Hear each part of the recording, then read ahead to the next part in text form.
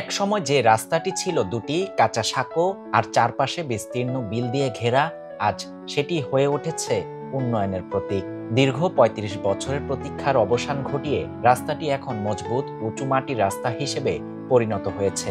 এ উন্নয়ন বদলে দিয়েছে ৫টি গ্রামের মানুষের দিন বদলের গল্প। বছরের পর বছর ধরে চলাচলের দুর্ভোগ ও ভোগান্তির শেষ ছিল না। বিশেষ করে বর্ষা মৌসুমে স্কুলগামী শিশু থেকে শুরু করে কৃষিপণ্য পরিবহন সবকিছুতেই ছিল সীমাহীন কষ্ট।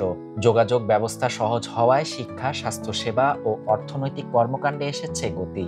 স্থানীয়রা জানান, এখন তারা শহরে যাতায়াত করতে পারে সহজে, সময় বাঁচে, কষ্ট কমে গেছে অনেক। তারা করাতে আমাদের এখানকার ছাত্র এবং ছাত্রীরা এবং মসজিদের নামাজ পড়ার জন্য যাইতেছে, যাওয়ার খুবই উপকারিত।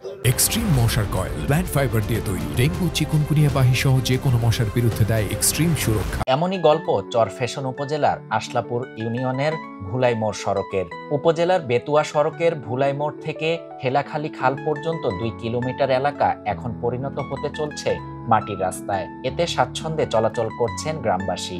কাঁচা ছিল কিন্তু দুরবস্থা ছিল, জোয়ার আইলে বর্ষাকালে এটা ডুবে যেত, পানি এফার থেকে আবার আপ ডাউন করতো।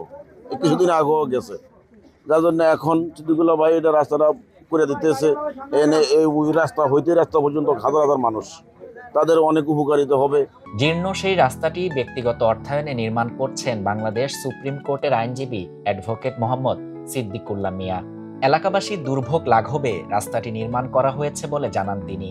মানুষ বাসে তার কর্মে, জনকল্যাণকর কাজ এবং সেবার মাধ্যমে একজন মানুষের বেঁচে থাকার, মরার পর মানুষ বেঁচে থাকে।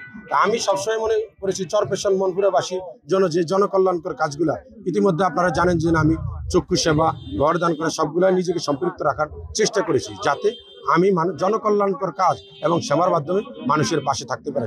চরফ্যাশন উপজেলার আসলামপুর, বদ্দারহাট, ওমরপুর, আবুগঞ্জ ও পৌর ৮ নং ওয়ার্ডের মানুষের জন্য নির্মিত রাস্তাটি শুধু চলাচলের সুবিধাই নয়, উপকৃত হবেন অন্তত ৫০০ শিক্ষার্থী।